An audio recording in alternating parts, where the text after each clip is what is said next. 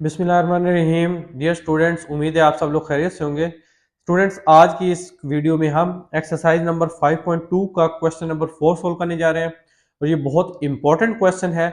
आपने इस क्वेश्चन को बिल्कुल स्किप नहीं करना।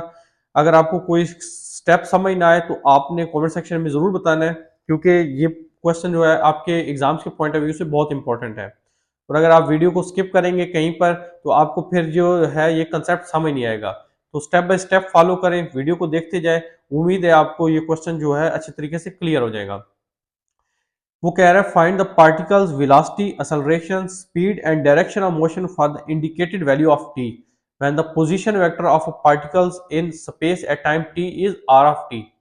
एक पार्टिकल है, उसकी उसका जो पोजीशन वेक्टर है स्पेस के अंदर वो हमें गिवन है और हमसे वो ये कह रहा है कि इस पार्टिकल की वेलोसिटी, एक्सेलरेशन, स्पीड और डायरेक्शन ऑफ मोशन आप फाइंड करें।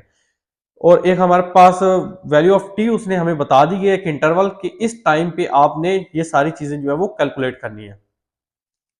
सो पार्ट ए में हमारे पास पोजीशन वेक्टर है R of T equal to T I unit vector plus T square J unit vector plus 2 T K unit vector at T equal to 1। So T equal to 1 पे हमने इस particle जिसके position जो है वो इस position vector से given है, इसकी वेलोसिटी फाइंड करनी है, एक्सेलरेशन फाइंड करनी है, स्पीड और डायरेक्शन ऑफ मोशन फाइंड करनी है।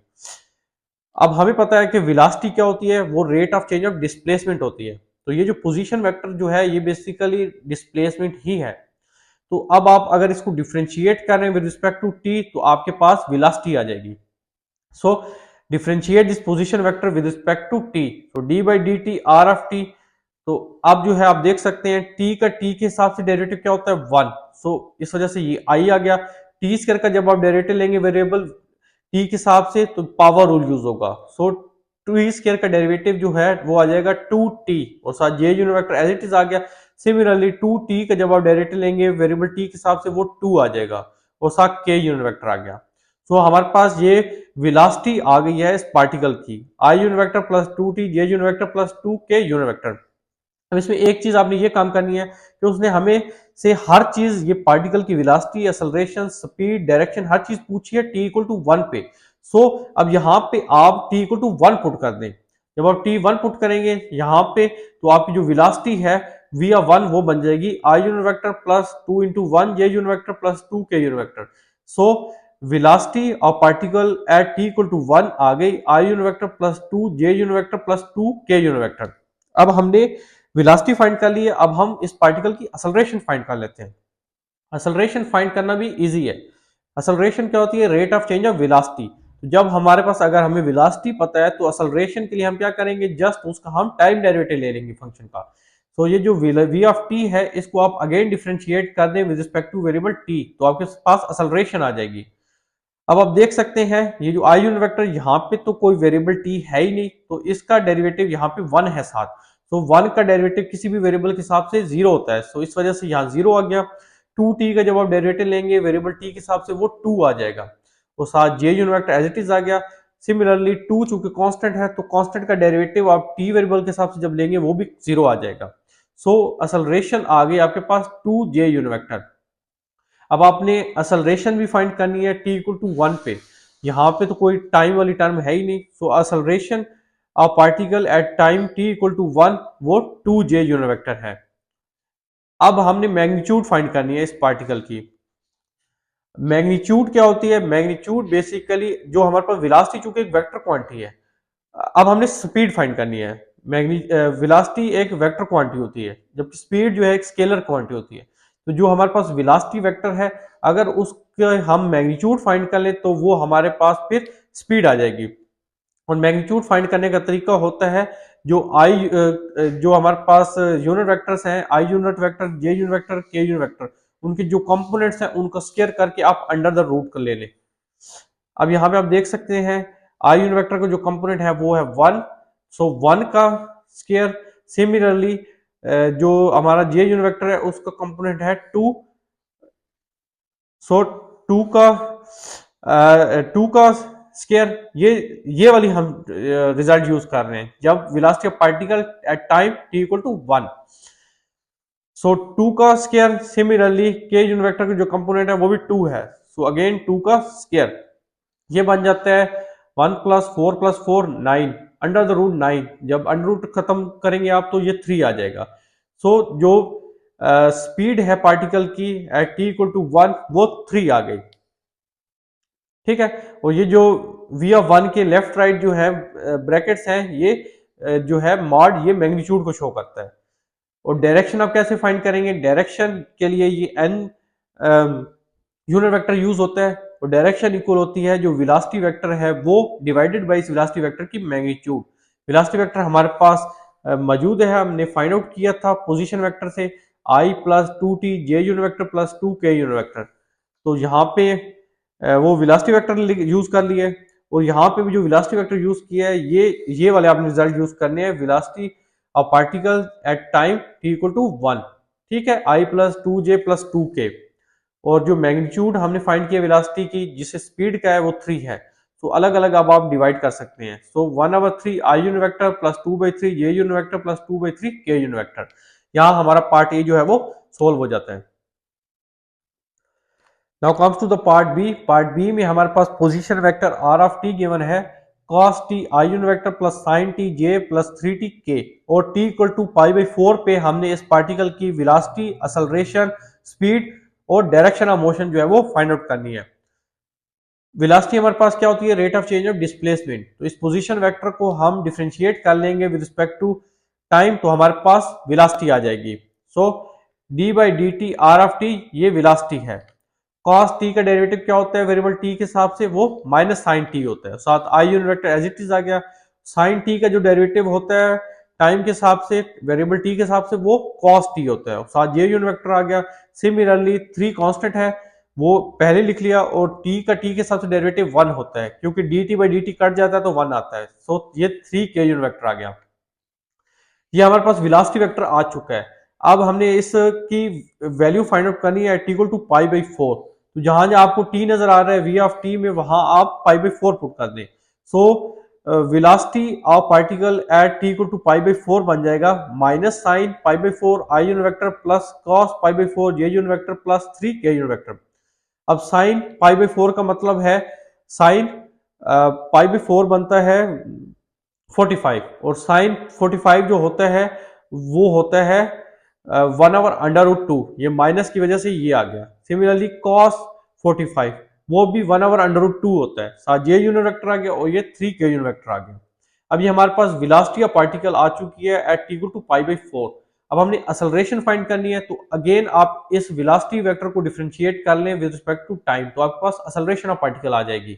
जब आप इसको डिफरेंशिएट करेंगे साइन टी का डेरिवेटिव क्या होता है विद रिस्पेक्ट टू टी? वो होता है कॉस टी। ये माइनस साइन की वजह से माइनस साइन और कॉस टी का derivative with respect to t होता है माइनस साइन टी। तो साथ ये यूनिट वेक्टर 3 कांस्टेंट है, कांस्टेंट का डेरिवेटिव किसी भी वेरिएबल के हिसाब से 0 होता है इसलिए यहाँ 0 नहीं लिखा। अब ये एक्सेलरेशन ऑफ पार्टिकल आ गई है लेकिन हमने एक्सेलरेशन भी फाइंड करनी है एट t = π/4। तो आप यहाँ t की जगह π/4 पुट कर दें। So acceleration of particle at t = π/4 आ जाएगी -cos π/4 i unit vector -sin π/4 ये unit vector. cos π/4 mean cos 45, sin π/4 mean sin 45 क्योंकि पाई 180 होता है, 180 डिवाइड बाई 4 45 बनता है। सो ये 1/√2 ये भी 1/√2 होता है और साथ ये नेगेटिव साइन। सो ये हमारे पास एक्सेलरेशन ऑफ पार्टिकल है एट t = π/4। अब हमने चूंकि स्पीड फाइंड करनी है और हम पहले भी डिस्कस कर चुके हैं कि स्पीड जो है वेलोसिटी जो है वो वेक्टर क्वांटिटी होती है, स्पीड स्केलर क्वांटिटी होती है। तो अगर वेलोसिटी की हम मैग्नीट्यूड फाइंड कर लें तो वो हमारे पास स्पीड बन जाती है। ठीक है, क्योंकि मैग्नीट्यूड एक स्केलर क्वांटिटी होती है। सो v के लेफ्ट राइट ये जो ब्रैकेट्स लगाई हैं ये मैग्नीट्यूड को शो कर रही है। मॉड जो है ये मैग्नीट्यूड को शो करता है। तो आपने क्या करना है? आपने ये जो वेलोसिटी है आपने फाइंड आउट किया है velocity of particle at t = π/4। ये जो रिजल्ट्स हैं आप आई जे और के यूनिट वेक्टर के जो कंपोनेंट्स हैं इनका स्क्वायर करके ऐड करके अंडर द रूट कर लें। तो ये बन जाएगा -1/√2 का होल स्क्वायर प्लस 1/√2 का होल स्क्वायर प्लस 3 का होल स्क्वायर। तो ये 1/2 बनेगा क्योंकि यहाँ अंडर रूट स्क्वायर से खत्म हो जाएगा और माइनस साइन स्क्वायर की वजह से पॉजिटिव हो गया। सिमिलरली यहाँ 1/2 और यहाँ 9। यहाँ 2 आप एलसीएम ले लें तो यहाँ ये 20/2 बनेगा। 20/2 2 10 टाइम 20 होता है। सो √10 साथ आप यूनिट्स लिख लें क्योंकि स्पीड जो है इसकी ये यूनिट्स के तौर पे हमने ये लिख लिया कि स्पीड जो है वो हमारे पास √10 यूनिट्स आ गई। अब हमने डायरेक्शन फाइंड करनी है, डायरेक्शन को एन यूनिट वेक्टर से रिप्रेजेंट करते हैं। डायरेक्शन क्या होगी, सिंपल आप वेलोसिटी वेक्टर लिखेंगे और नीचे ये जो वेलोसिटी वेक्टर की मैग्नीट्यूड आपने फाइंड किया, जो स्पीड है वो आ जाएगी। अब यहाँ पे आपने जो वेलोसिटी वेक्टर यूज करना है, ये आपने ये वाला रिजल्ट यूज करने हैं जो आपने वेलोसिटी ऑफ पार्टिकल फाइंड किया at equal to π/4 -1/√2 I unit vector plus 1/√2 J unit vector plus 3 K unit vector. और नीचे आपने ये स्पीड का जो रिजल्ट्स हैं जो कि √10 है वो यूज कर लिए। सो अब अलग अलग ये √10 आप डिवाइड कर लें तो ये बन जाएगा -sin t divide by √10 I unit vector plus cos t divide by √10 J unit vector plus 3/√10 K unit vector. तो ये हमारा जो है यहाँ पे जो है ये रिजल्ट्स आ जाते हैं। अब इसको जो है फर्दर हमने थोड़ा सा सॉल्व करना है क्योंकि हमारे पास t की वैल्यू π/4 है, तो वो वैल्यू जो है अब यहाँ पे आप यूज करेंगे। मैंने यहाँ पे जो वेलोसिटी वेक्टर लिया ये मैंने इसके वो वैल्यू ले लिया जिसपे t इक्वल टू π/4 पुट नहीं किया गया। अगर आप डायरेक्ट वो ले लेते फिर आपको ये स्टेप जो है वो करने की जरूरत ना होती, थोड़ा सा ये शॉर्ट हो जाता। तो ये आप देख सकते हैं, तो ये आपको स्टेप्स रिपीट करने की जरूरत नहीं है। आप डायरेक्ट जो यहाँ पे वेलोसिटी वेक्टर पीछे फार्मूले में यूज किया है, velocity vector divided by speed, तो वहां आप वेलोसिटी वेक्टर के ये वैल्यू जो है वो यूज कर लें जो वेलोसिटी ऑफ पार्टिकल थी एट इक्वल टू π/4। सो और नीचे आप √10 से डिवाइड कर लें, यहाँ अलग अलग डिवाइड हो गया। सो ये बन जाएगा √10 इंटू √2, ये √20 हो जाएगा क्योंकि दोनों के ऊपर अंडर है ना, और दोनों मल्टीप्लाई हो रहे हैं तो एक ही अंडर के अंदर दोनों मल्टीप्लाई होकर आ जाएंगे। सिमिलरली यहाँ पर भी यही हुआ। सो हमारे पास फाइनल आंसर आ गया। 20 को आप 5 इंटू 4 लिख सकते हैं और 4 का जब अंडर रूट लेंगे वो 2 हो जाएगा, इस वजह से यहाँ 2 लिख लिया और अंडर रूट में 5 रहने दिया और यहाँ पे भी यही काम किया। So -1/2 under root 5 I unit vector plus 1/2 under root 5 J unit vector plus 3/√10 K unit vector. ये हमारा फाइनल रिक्वायर्ड आंसर है।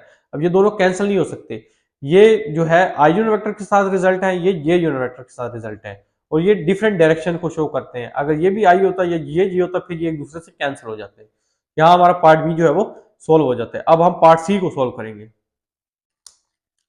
अब पार्ट सी है और ये लास्ट पार्ट है क्वेश्चन नंबर 4 का। इसमें position vector r of t given है e power t I unit vector plus e power minus t J unit vector plus e power 2t K unit vector और t equal to natural log of 2 के ऊपर हमने इस particle की velocity, acceleration, speed और direction of motion find बतानी है। इस पोजीशन वेक्टर को आप डिफरेंशिएट कर लें विद रिस्पेक्ट टू टाइम तो आपके पास वेलोसिटी आ जाएगी, वेलोसिटी ऑफ पार्टिकल आ जाएगी। सो ई पावर टी का डेरिवेटिव वेरिएबल टी के हिसाब से ई पावर टी ही होता है। सिमिलरली ई पावर माइनस टी का डेरिवेटिव वेरिएबल टी के हिसाब से माइनस ई पावर माइनस टी होता है क्योंकि ई पावर माइनस टी होता है और फिर पावर की वजह से माइनस साइन आता है। सिमिलरली ई पावर 2t का डेरिवेटिव वेरिएबल टी के हिसाब से ई पावर 2t होता है और पावर 2t के जब आप डेरिवेटिव लेते हैं वेरिएबल टी के हिसाब से वो 2 आ जाता है। सो ये वेलोसिटी ऑफ पार्टिकल आ गई। हमने चूंकि वेलोसिटी बतानी है t equal to natural log of 2 के ऊपर, तो t की जगह आप नेचुरल लॉग ऑफ 2 पुट कर दें। तो ये बन गया e natural log of 2 minus e power minus natural log of 2 plus 2 e power 2 natural log of 2। सो अब यहाँ पे सेकंड टर्म मैंने क्या किया है, लॉग की प्रॉपर्टी यूज कर ली है। लॉग से पहले जो चीज लिखी हो वो लॉग की पावर बन जाती है। तो ये लॉग 2 पावर -1 बन गया। सिमिलरली यहाँ पे भी लॉग से पहले जो 2 है ये लॉग की पावर बन गया। सो लॉग 2 पावर 2 हो गया। अब यहाँ पे आप पावर स्टार्ट में आएगी तो नेचुरल लॉग ऑफ ई 1 होता है। सो 1 इंटू 2 2 आ गया। सिमिलरली यहाँ पावर जो है यहाँ पे भी ये लॉग ई होगा, लॉग ई 1 होता है। सो वो चीज खत्म हो गई और ये 2 पावर -1 आ गया प्लस 2 इंटू यहाँ पे भी क्या हुआ, यहाँ पे भी ये जो नेचुरल लॉग ऑफ 2 का स्क्वायर है ये जब शुरू में लाएंगे लॉग ई 1 होता है तो 1 इंटू 2 पावर 2 2 पावर 2 आ गया। अब जो 2 का स्क्वायर है ये 4 है, 4 इंटू 2 8 हो गया। सो हमारे पास velocity of particle at t equal to natural log of 2 आ गया 2 I यूनिट वेक्टर माइनस, अब ये यहाँ नोमिनेटर में 2 की पावर -1 है, जब इसे आप डिनोमिनेटर में लेके जाएंगे तो पावर पॉजिटिव हो जाएगी। सो -1/2 J unit vector plus 8 K unit vector.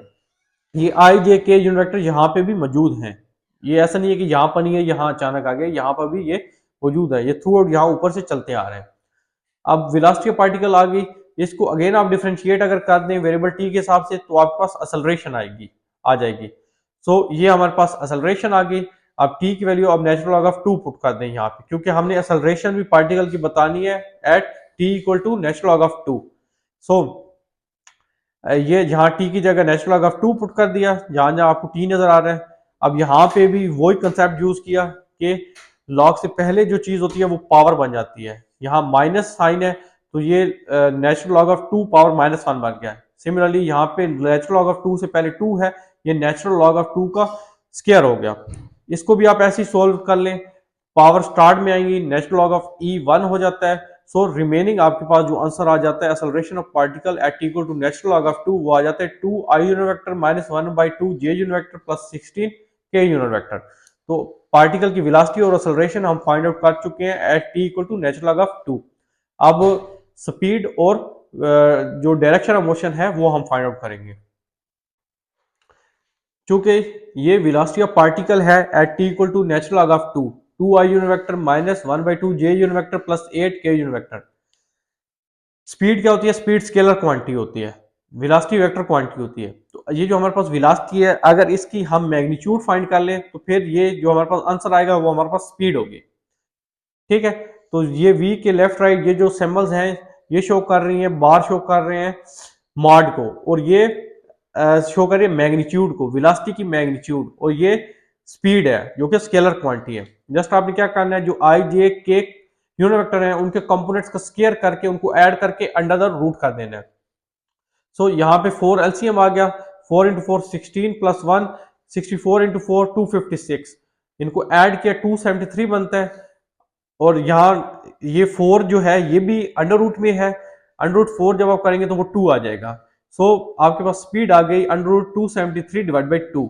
अब आपने डायरेक्शन फाइंड करनी है। डायरेक्शन सिंपल क्या है, वेलोसिटी वेक्टर को आप इस मैग्नीट्यूड स्पीड से डिवाइड कर दें। ये वेलोसिटी वेक्टर लिखा है, ये आपने वो रिजल्ट जो शो करने यूज करने हैं जो वेलोसिटी ऑफ पार्टिकल है at equal to natural log of 2। आपने वेक्टर नहीं लिखना, उसकी वैल्यू लिखनी है एट गिवन टाइम। और यहाँ ये नीचे जो है स्पीड है, ये चूंकि डिनोमिनेटर यहाँ फर्दर डिवाइड में है तो ये ऊपर चला जाएगा यहाँ नेक्स्ट टाइम में। नेक्स्ट टाइम में ये यहाँ इस तरह सबसे पहले आप अलग अलग डिवाइड कर लें इसको, आई यूनिट वेक्टर के नीचे भी, जे यूनिट वेक्टर के नीचे भी, के यूनिट वेक्टर के नीचे भी। उससे नेक्स्ट टाइम में ये जो 2 है ये ऊपर जाकर मल्टीप्लाई हो जाएगा, तो ये बन जाएगा 4 by under root 273 i unit vector minus 1 by under root 273 ये यूनिट वेक्टर, क्योंकि यहाँ 2 2 से कैंसिल हो जाता है। और यहाँ जो है ये 8 इंटू 16 बन जाता है, 16 बाई 273 अंडर रूट के यूनिट वेक्टर। तो स्टूडेंट्स यहाँ पे हमारा क्वेश्चन नंबर 4 कंप्लीट हो जाता है। अगर आपको कोई क्वेश्चन हो तो कमेंट सेक्शन में जरूर बताएं। वीडियो पसंद आए तो वीडियो को लाइक शेयर कर दीजिएगा। हमारे चैनल पे नए हैं तो चैनल को सब्सक्राइब कर दें। अपना बहुत ख्याल रखिएगा, मिलते हैं नेक्स्ट वीडियो में, तब तक के लिए अल्लाह हाफिज।